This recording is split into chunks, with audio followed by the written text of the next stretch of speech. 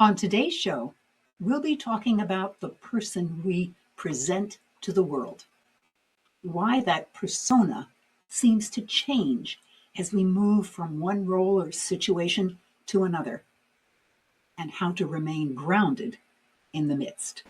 Thank you for joining me today.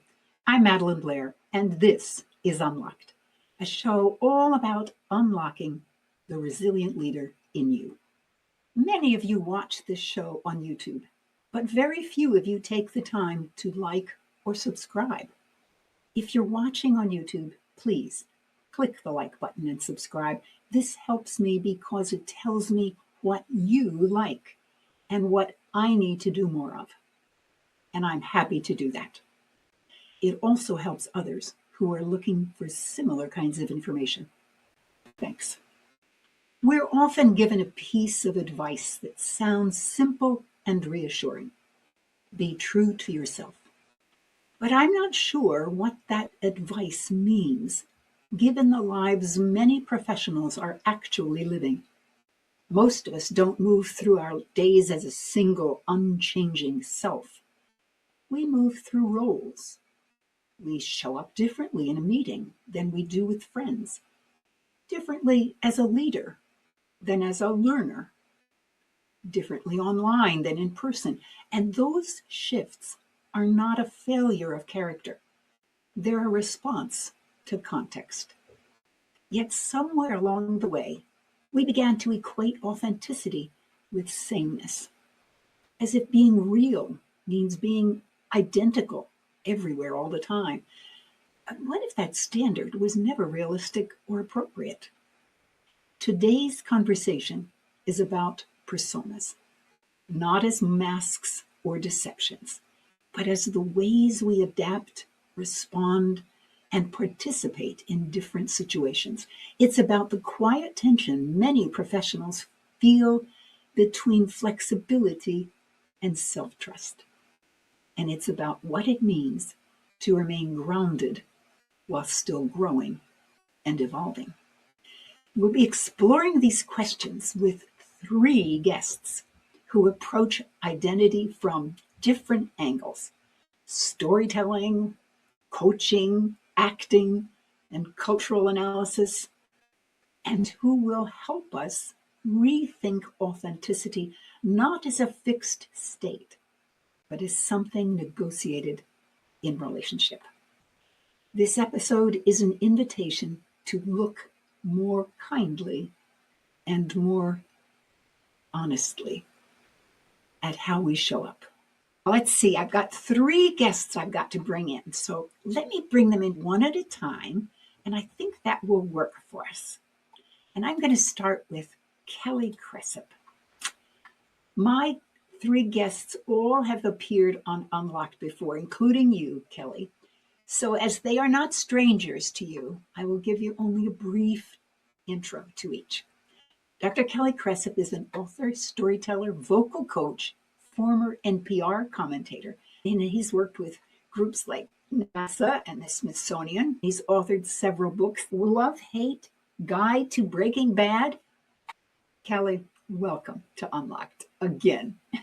Thank you. I have to say one more thing about Kelly. He's also a fellow founder of the Golden Fleece in Washington, D.C. Golden Fleece was the organization founded in 2000 that defined its mission to bring organizational storytelling to the world. And in 2010, we realized our mission and we disbanded. Okay, now let me bring in Lynn Feingold. Lynn is a facilitator, a storyteller, and a coach. She pioneered the first government-wide coaching cadre across defense and civilian agencies and co-founded the government-wide coaching consortium, the Federal Coaching Network, and co-author of the Complete Job Career Handbook, 101 Ways to Get from Here to There. And Lynn is also another founding member of Golden Fleece. So, Lynn, welcome back to Unlocked. Yeah. All right. And I should say, by the way, that I'm one of those founding members too from Golden Fleece. So now you know how I know two guys. And we have a third guest, and I'm so excited that she's back. Patricia Martin is a cultural analyst and author of Will the Future Like You? And host of the podcast Young in the World. She's worked with American Express and Microsoft and other huge companies. And what I really like about what Patricia has done is that she works at that collision point between digital and analog life and the psychological impact on our personal identity. Just 2 weeks ago, she was on talking about personas in the digital work. And as I listened again to that show, I was inspired to do this show. And I'm so happy that she agreed to be on today. Welcome back, Patricia. In fact, welcome to all three of you. Good to be here. Thank you, Madelyn. No, you're so welcome. All right. Now, we're going to be talking about personas today. What do each of you think a persona is? And how many personas do we have, say, in the course of the day? And why don't we begin with you, Kelly? So, persona, maybe an operating system for a human. It's who I am and who I project myself out to be in the world. It's such a range that it's hard to number. So, one default mode that I go into is happy warrior. And how to describe that? That would be leaning into an adventure that's on the horizon with a sense of cheerfulness and something waiting to unfold in my day. At the same time, there's an edge. I'm leaning in with an edge in the sense of what if I need to bring up a barrier and maintain my integrity? That's a very simple default mode. I have to remind myself sometimes if I'm feeling scared or overly anxious in some way, I need to remember that's a good default mode. So that's a good start for me. Okay. Lynn, do you have something you would add? Sure. I'd say that personas are like having a wardrobe of many outfits, and we wear different outfits for different situations. So it's the way that humans adapt by having these different personas. And I would say that mine, if you're familiar with Cindy Atlee's 12 archetypes, she worked with Carol Pearson. I like the creator and the lover, helping other people to be their best and finding creative ways to do that. Because I find when I help other people to be their best, I'm my best. Great. Patricia, what would you add? I agree with Lynn that our personas are adaptive. And when you think about it, and this is how Carl Jung thought about it, we need to get on in life. We need to be able to interface with the society. It's the GUI interface of the self to be able to adapt in social situations. Problems arise for the persona when we begin to overinvest in them and we lose track of the fact that they have a function and instead they become our form. Oh, a lovely addition to that. Love that. And it is exactly why I decided to do this show, because actors have to assume roles. And sometimes they disappear. Meryl Streep, you'll recognize her as Meryl Streep for a nanosecond, and then she's Sophie or she's Anna Wintour. Al Pacino is another one that he's on the screen for a flash, and then he's Michael or he's Frank Slade from Scent of a Woman. They just become that role. But here was my question, and that's why Kelly and Lynn are on this in this conversation, because actors have to do this, and they were both acting in their past, and I want to hear from them. Maybe you do it now. How does an actor step into that role and get consumed by it for a period of time, and then how do they step away from it? I love the question. I know that some of the performance artwork that I've done has arisen out of a profound sense of lack or difficulty. When I was living in Tennessee, I felt unfulfilled and wondering where I was going in my life. And I birthed a cheerleader character that helped me celebrate instead of grieve where I was, with a sense of embracing failure and moving forward and helping other people to embrace failure. That was a profound sense of, I guess, moving past the sense of dolor or unfulfillment, the vacuum that I felt inside. And that character came to my rescue. It was a pretty outrageous character, and it has helped me. And it was maybe 25 years ago. And more recently, it's helped me sometimes to get out of winter doldrums. That's been a lovely thing to happen. So, Lynn, how did you do it? I know you were in several plays. After weeks and weeks of rehearsals, where the actor is exploring deeply the mental, the intellectual, the emotional, the somatic part of this character, it gets embodied. And I recall not just getting in my costume, but the second I'm in the wings and I just am ready to go on stage, I am totally that character. Totally. And I found that after it's over and I go home and I undress, I'm in me, it makes me feel even better because I've explored so many depths of emotions that I come back and I feel my edges even more. Oh, tell me a little bit more about what you mean by you feel the edges. When I'm someone else and I come back to me, I feel a difference. Okay, I understand now. So instead of falling in and not being able to get out, it's a rainbow of, in a play, there's a beginning, middle, and end. And they always say to an actor, don't play the third act and the first act. So you can't know what's happening. You have to be in the moment. But it's easier than life because in life, we don't know the end. The actor is going back and forth. But after so many weeks of rehearsal, when it comes to the dress rehearsal, you already have assumed that character. That's what the work of the rehearsal does. Thank you, both of you, for helping me understand much better. Okay, let's get back to the things. Kelly, you have talked about holding a core sense of identity. As you move through your day, what facet of that core is needed in a given situation? And do you have the flexibility to pivot toward it instead of being static, or what I'm saying? I do. And it really is paralleling what Patricia said about creating that gooey core, or there's something about moving in one's day and being dynamic instead of static. So, although I mentioned the happy warrior as a default mode, it's really an exploratory, there's diving boards in four directions. And I'm also thinking of my body as a channel for certain forms of persona that might emphasize the head, the heart, or the gut. And I might, at a second's notice, need to pivot into one of those elements. An example could be I'm feeling triggered by a friend who has not returned my emails, has been apparently ghosting me, and I'm feeling shut out and frustrated and maybe concerned about the friendship.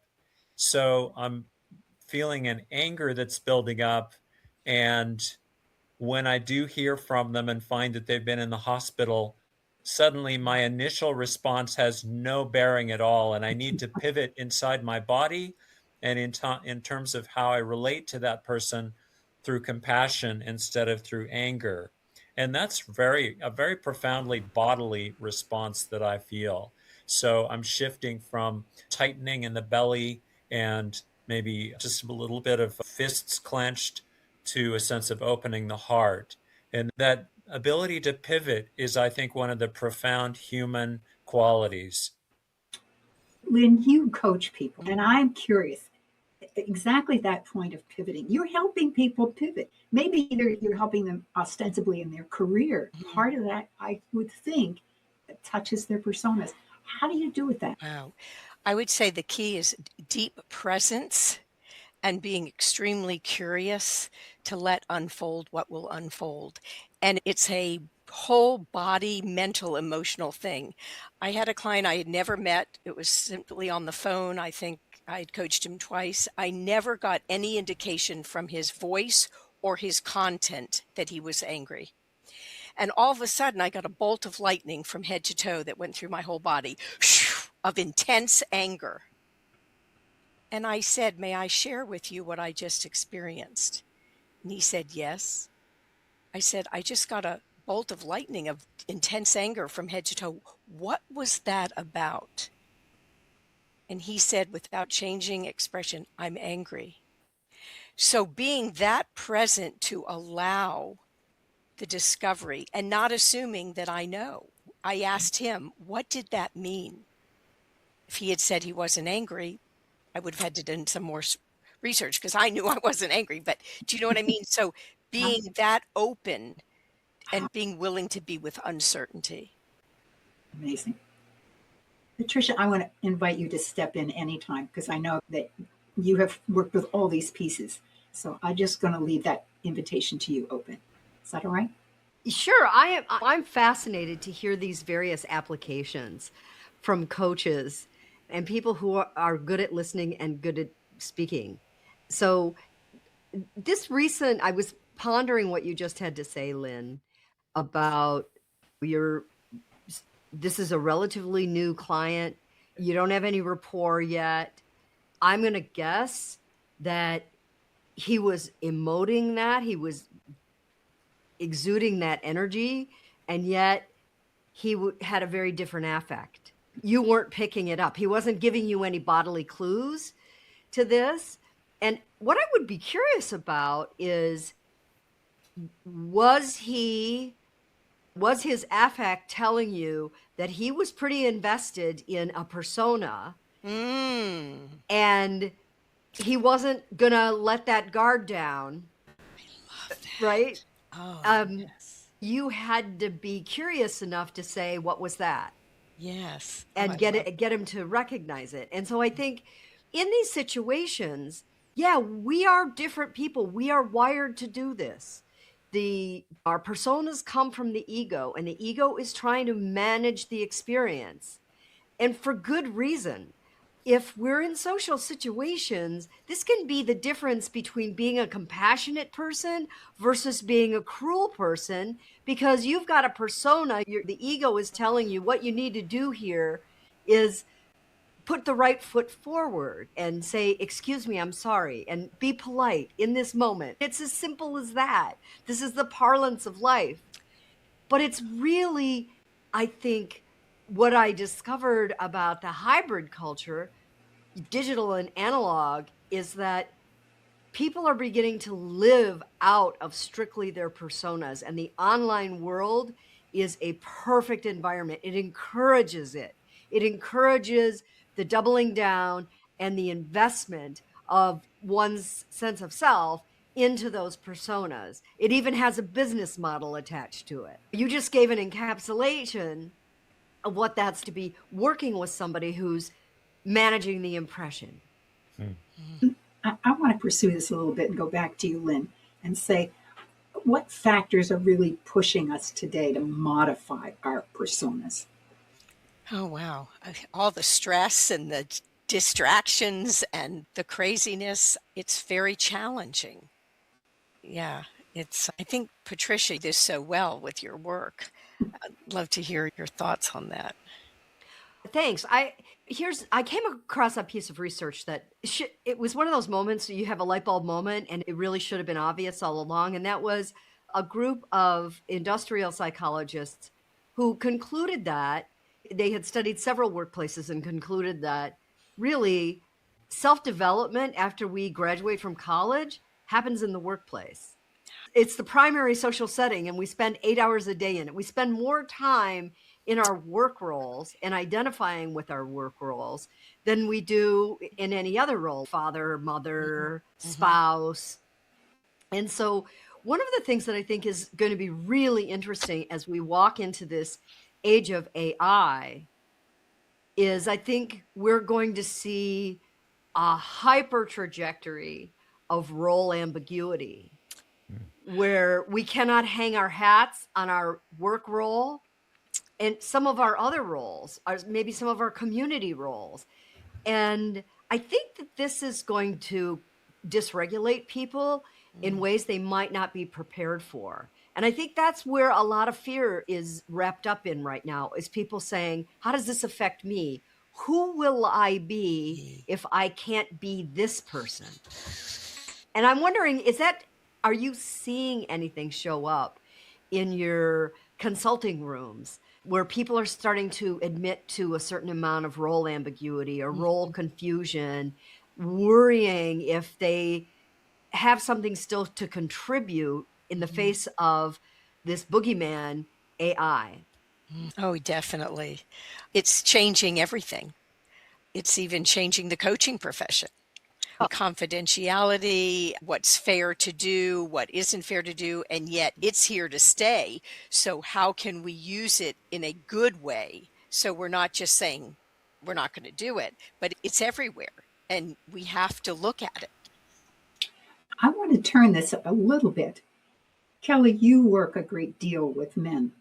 And what I'm seeing is in the analog world, men are shaped and formed, and their personas are formed by our culture with certain roles. And I know that right now they sense an ambiguity, and AI may be just another factor in that. I wonder if you talk to that a little bit. Yes, how to get caught up in or entrenched in a certain masculine approach to the world, which says I have to be alpha all the time. And sometimes I can help people pivot. It's a question that I can ask. The word curiosity has come up already several times.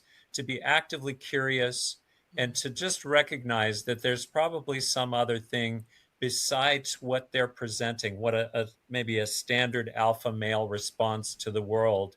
And the work that I've done in this organization, Mankind Project, has helped me get beyond the surface and to inquire, okay, what is behind that? So many people, many guys will present a kind of not an outrageous anger, but a kind of a simmering anger. And sometimes the question is really, is there a sadness underneath this? And you can sometimes get to that. If you acknowledge the anger, you can sometimes get to the sadness that they carry without being able to speak it. I think it was Krista Tippett who once asked, with so much anger in the public square these days, what is the sadness that's not being spoken? And I often find that's true. Thank you for that word sadness, because I feel that more than probably I ever have in my life in these days. Yeah, thank you. I'm going to stay with you, Kelly. In some of our prep work, you called out what you call tone pivoting. I wonder if you talk about that, a little bit about what that means. So for me, I mentioned the idea of feeling anger and then moving toward compassion as a way of responding to stimuli that comes my way. There's a certain alertness that needs to happen, and I don't always get it right.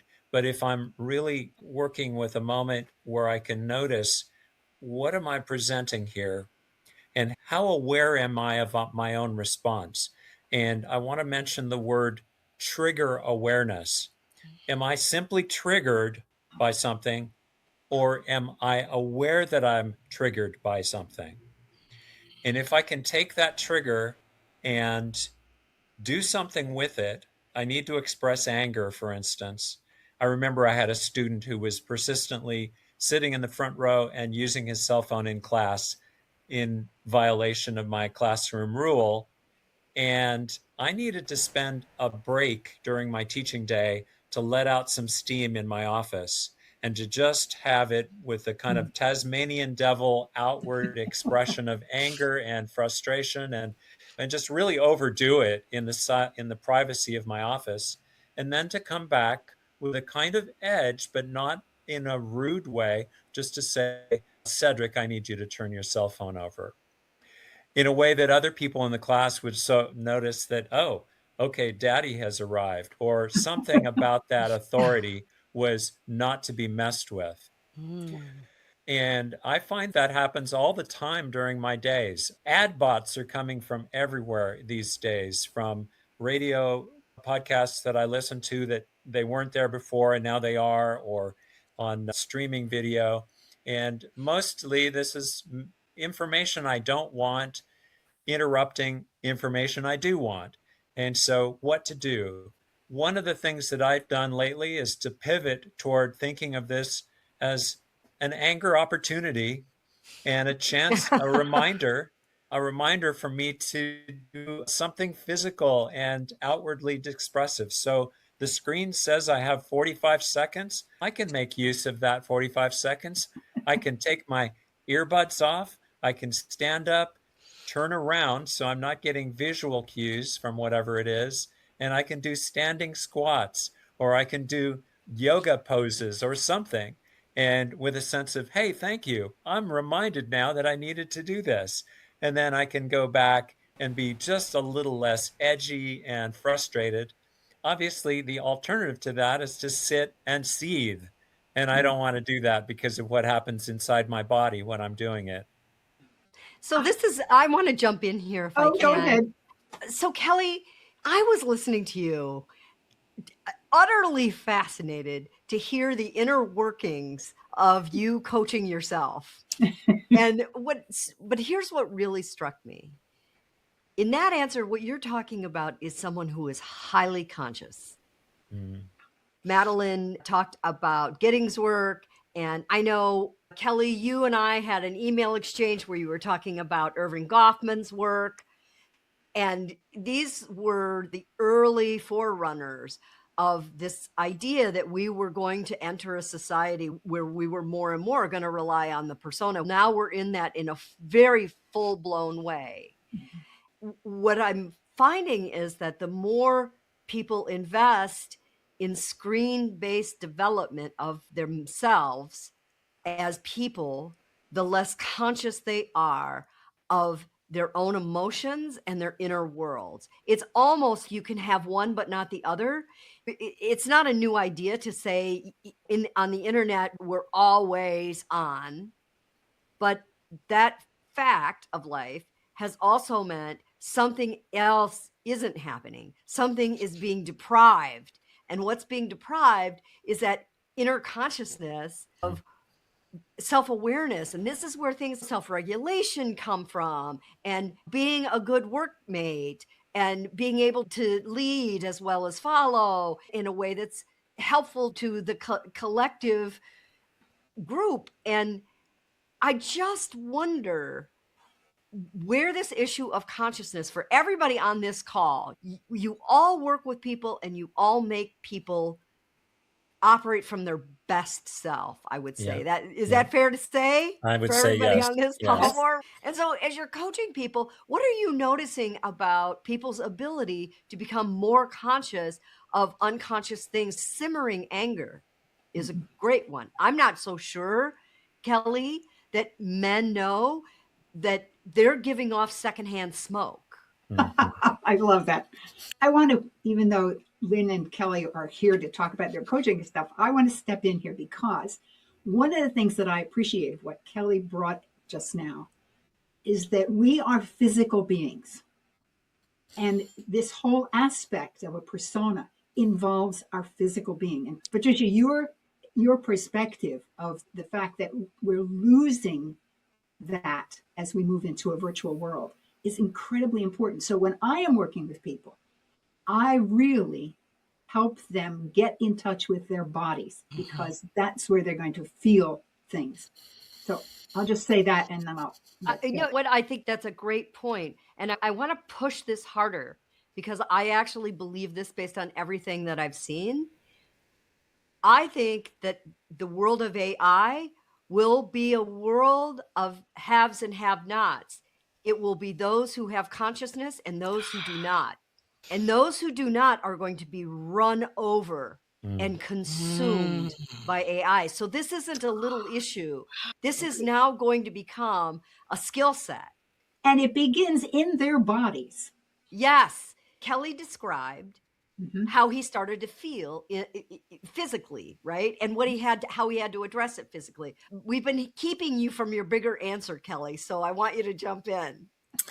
I do want to say role playing is very much a part of this. I think for a long time, I needed somebody to tell me some of the impact of my own behavior. And I got this from these intensive leader feedback sessions that we would get at the end of the trainings that I was doing. This is a long 16-year arc in my life. And I would hear sometimes the painful news about you thought you were doing this or you had this good intention, but here's how it actually came across. One of the unconscious roles that I was playing was smartest guy in the room and unconsciously. And so that was also a real barrier between me moving forward into my leadership. I was creating this wall between me and other people using my own intelligence and my skill with words to create a wall between me and other people. And when I had that pointed out to me in a visceral way, it became, oh, I had some tears to shed and I had some, oh my God, how did I have this impact? But then it was possible for me to then think of how to bless somebody else's intelligence, how to bless somebody else, or to find a different way to relate to people that's connecting instead of dividing. And I do see the internet as being a really challenging place to receive feedback that you hold. Who's going to hold your feet to the fire if you're just in relating to a screen instead of an actual person in the room? Lynn, how about your experience? Wow, so powerful. I think of the metaphor of a symphony orchestra, that the flutes are a persona, the violins, the trombones, and I don't want them to be fragmented. They have to be integrated because there's a bigger thing going on here, and that is to create beautiful music. The body is involved, and the body just doesn't lie. That's one of the things that I coach from. The body has the answers. And Kelly, your story is just amazing. Back to the orchestra, the music, the composer's vision is bigger than the personas. And the conductor sees all of that. So we can be the conductor of our lives, or we can be one of the musicians. We can make it yes and. But I think it's seeing the bigger, the symphony represents the big story or the meaning, the emotion. So I wonder, Lynn, in that metaphor, is the conductor the self, the core self? Can be, yes. I would say that's the sovereign at work. The conductor is the sovereign who is calling the shots and making choices, is aware, hey, we have too much brass right now. We need less of that and more woodwinds. That's an executive function. Interesting. I like that too, because it goes back to our earlier comments that AI can run over us if we are not aware. So we need for people to learn how to be the sovereign of themselves. Yes. Also, because we're getting prompts from everywhere now. You just open a Google search engine and you're getting AI prompts there. And it's really important to be able to say no. And I'm not going to be sucked into that. I'm not going to, if it's your intention, obviously sometimes you might want it. This is very relevant for me. Last night I saw a play called Octet. We had to give up our cell phones to watch it. And the whole play was about, it was a 90-minute play about internet addiction therapy. So people trying to recover from internet addiction, and all of us in the audience had to be complicit with this because we were deprived of our cell phones for the whole evening. Kelly, how did that feel? Yeah. Oh man, it was a challenge, but I really came to the awareness of what are they trying to do here, and it's not a depriving me; it's an adding to the experience by letting me be fully present. And I had a moment or two of my usual. I mean, I have clients that sometimes contact me throughout the day, and I unfortunately have some habits that I don't always love. And yet, here it was finally emancipating, and I had to get over my sense of, this is hard. Given this environment that we just talked about, I'm actually thinking to myself, I've really learned a great deal about this aspect of what's pushing at us. So thank you all for your addition to this conversation. How can we give my audience ideas about how they can become the sovereign of themselves in this particular environment? The fact that we really can't get away from the internet. It's part of our lives. We can't get away from our phone in our hand. Who would to start on that one? I would like to jump in because Please. I'm actually optimistic about this. I believe that AI will evoke a new age of consciousness because it will be required, meaning people will begin to fail in the environment if they don't. And survival is a huge motivator. So I think what one of the good pieces of news is that you can navigate this environment. You can navigate this feeling of fragmentation when you have created so many personas online and you have distributed yourself across audiences and you have essentially seeded who gets to be you to the audience, right? Oh, wow, I got a lot of clicks and likes on that persona. I need to move more in that direction, even if that is not a depth or meaningful direction. And one of the case studies that I have in my book, Will the Future You, is one of Janet. And she was a STEM student. She learned to code at a very early age. She became an influencer before there was a phrase influencer. And so she started to get very uncertain about herself. She started to suffer from what I call chronic self-doubt. It wasn't episodic, it was chronic. And so what she did is she decided the person she wanted to be. She wrote down in her journal, this is how I see myself and who I want to be. And she codified that. This is the sovereign self speaking. And then she went through every single persona that she had created. And she decided which ones were true to that description that she had written in her journal. She did an audit of her personas, and she stopped speaking from the personas that felt false. And she didn't care anymore. She stopped looking at audience numbers. And weirdly, she had more success. And the feedback that came to her was that she was more authentic. And she realized at that point, and she said as much to me, I think being authentic is just not being fractured. That was exactly the word that was going through my head as you were talking, Patricia. I would say seek out a reliable mentor. I'm really sold on this as something that has helped me in my path. Sometimes it's a person, but it's somebody who's not going to give you candy and is capable of tough love. Here's the actual impact. Instead of the intentions you had, here was the actual impact of your decision to do this action. For me, that's also come from the wisdom of the group. And I've been part of a men's group for many years. And the ability to speak truth to somebody, even if it's not pleasant, and also to inquire and to be curious about feedback. It's maybe easy to ignore feedback if it's coming from only one person, but if it's more than one person who's agreeing with some part of your behavior that's maybe not working for them, it's harder to ignore that. And if they can intervene with love, if they can do that with a sense of, we see you, Kelly, and we see the things that you could do even better, so that it's not a fault-finding mission. It's really about almost chiseling, or a sculptor would chisel. They're really trying to help you to be your best. And with that, you feel safe. Not always safe. I've taken some very hard feedback from some men, and I've also gone into a place where I just wanted to rage against that. Over time, the ego that Patricia was talking about earlier is a tricky thing. I get really invested in stuff that's really not the best path for me, and it takes some patience from myself and others to just get over it. I guess I meant safe, that the people care about you. Oh, Feel safety yeah. in that. Yeah.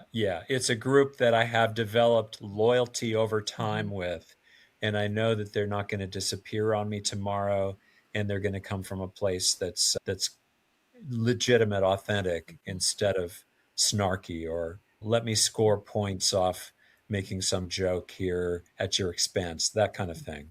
That's so consistent with building resilience that you have social support, even if that social support is in your face, Yep. but you know their intention. I've just heard from you 3 strategies. One is the audit aspect, Patricia, that person did. But first, spent time thinking about who they wanted to be and then doing the audit. So that's one strategy. The other, Callie, you said, find a mentor who will give you the real straight feedback and then make sure that you feel safe. Because I always tell my clients, I said, there are times when you think that Comfort is safety. Don't ever confuse those two things. Anything more that we want to convey to the audience in terms of what they can do to really say, hey, I'm going to take control of this. I'm going to be the sovereign of who I am and who I present to the world. And I love the fact that we got to that word, authentic. If there's one factor that gets in the way of reflecting on this confusion, what is it? Madelyn, I wish I had an answer that was one thing. When you think of how many gestures we make into the internet every day, it is incremental how we then unwind some of that. So in my experience, following a cohort of heavy online users, I have to say it wasn't the drama or the big epiphany, because many times they've been numbed out and that kind of epiphany can't land. And so one little gesture at a time can then accumulate until they understand that they need to use the tools at their disposal. And the internet and AI are tools. They aren't consciousness. Although I work with AI and I've worked with it since 2016, and it's pretty tricky because talk about a robot's persona. They're terribly friendly and helpful. But that's my take on it. I wish I could boil it down to just one thing. I think humans are complex. Oh boy. Sorry. I'm really with you there. And I would add to the numbness that Patricia is mentioning, the exhaustion that I sometimes feel. I occasionally come in the middle of my day and I'm hungry for some reason, or under exercised, or something just keeps me from fully speaking to the moment, and physical or mental exhaustion can really do it for me. And so it's knowing my hierarchy of needs, and again, being aware of the exhaustion is different from just being exhausted. So if I can articulate it, oh, okay, that's an exhausted person's response. What can I do to address that situation? It can be physical or mental, but it's something where I sometimes get stuck. Any thoughts to add? Yeah, I'm thinking of the power of the pause. There was a great movie copying Beethoven, and his protege said, "What makes a great composer?" And Beethoven says, "The ability to pause." And when you can pause, your heart and your talent will soar. So in music, if there were no rest, there would be no music. It would just be constant noise. So we need to take rest. We need to pause. And that is the integration of what was and what will be. And we're so distracted. My phone's around my neck all the time. It's just a big distraction. And can we take those moments to be within? One last thing that just came to me. I once had a client who always had to plan everything ahead of time. And she had to work with a department secretary of, I don't know which big agency it was, but she was a big planner and she couldn't be in the moment. So I asked her to sing and move at the same time, because that integrates the brain. So it got her out of her head, got her in her body, and it integrates the basal ganglia, but whatever. It helped her to move forward. Patricia, I remember you talked about working with your hands, being physical. You don't have to be a great singer. Anybody can open their mouth and just sing. But I think this physicality, we're just on the internet, just thinking, get into the body. And that's to your point too, Madelyn. And mine too, as well. I find sometimes in the midst of my day, I've gotten too head-based, and I really need to get up and stand and do some crazy gesture to get out of my own sense of propriety and the smartness that I mentioned earlier, and just into some kind of pocket of silliness or outrageousness, or Kelly would never do this. And how do I find that bodily? And sometimes it's even I need to use my imagination to get there. So it's accessing my head, but it's really definitely part of getting into my core bodily response to something.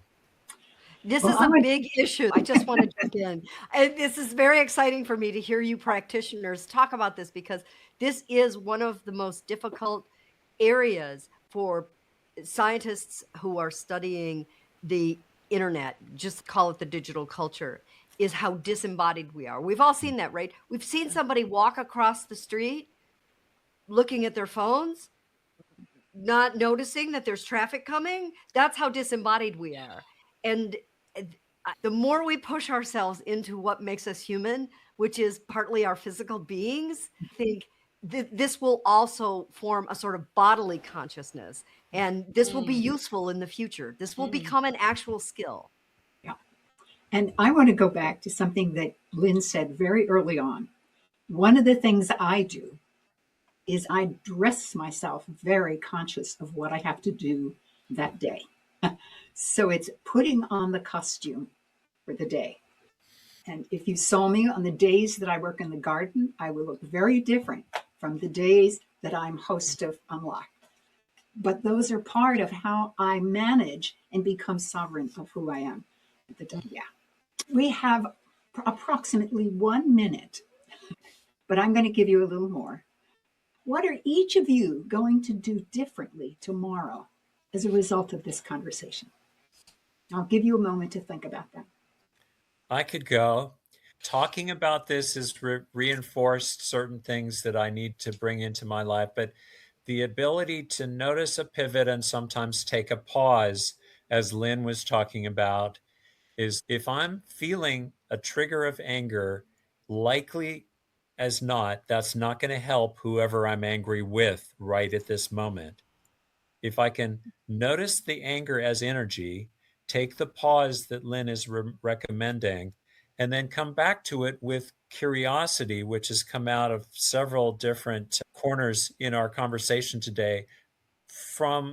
I can pivot emotionally from, let's say, why do you always leave messes in the kitchen sink?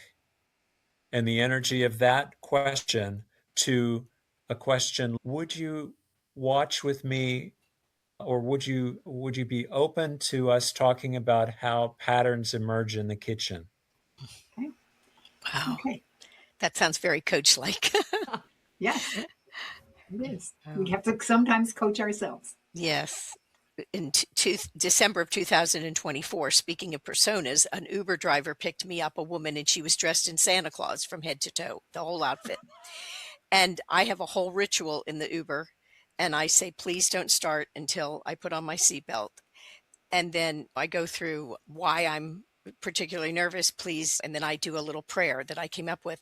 And she turned around and her eyes were almost red. And she said, get out of my car. You're from Satan. And so I'm thinking about this in terms of personas. On Christmas Eve, she had on a Santa Claus outfit. So what I'm committed to is, this has been so interesting to me. I want to reflect more on my consciousness and all this topic about persona. This is very intriguing, and it deserves more thinking, more thought, more reflection. So thank you. Oh, thank you. Lynn and Kelly, I learned so much from this conversation with the both of you. You were so generous in bringing so much of your expertise to the table. Lynn, I'm walking away with this idea of my sovereign self. I do believe we have a core self, and it is here to guide us. It's a guidance system as well as an operating system. And I'm going to consciously ask myself when I'm doing certain things, is this coming from my sovereign self? Is this what my sovereign self wants? Really? Truly? And then Kelly, I can't believe how much I rely on my brain, and my body is along for the ride. So thank you for helping me remember that it's a partnership between the two. And so after we're done, I'm going to go work out. Wow. Yeah. I just have to express also my appreciation for all three of you and your willingness to step into this rather challenging topic. Because I know we have all learned a lot, and I have all kinds of actions which are going to go into the show notes so people can decide what they're going to do as they get to these moments where they want to be the sovereign and not let the world overwhelm them. So again, thank you all. Thank you. Every now and then, there is something that changes how I think about the world. Grounds for Thought is a place where I talk about these moments so that you can explore the meaning for yourself. We often treat authenticity as a destination, something you arrive at once you've stripped away enough roles, expectations, and adaptations to reveal a single essential self underneath. But I've been wondering whether authenticity was ever meant to work that way. Most days, we don't live as one self, as you've just heard. We move through many.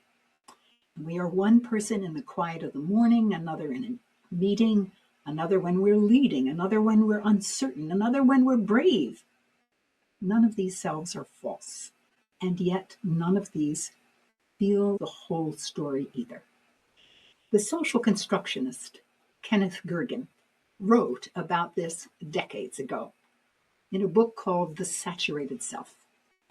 He described what he called the saturated self, a self shaped not by solitude and reflection, but by relationships, expectations, roles, and voices coming at us from every direction. He says in a saturated world, identity isn't discovered, it's negotiated. And now we know we can be the sovereign of that negotiation.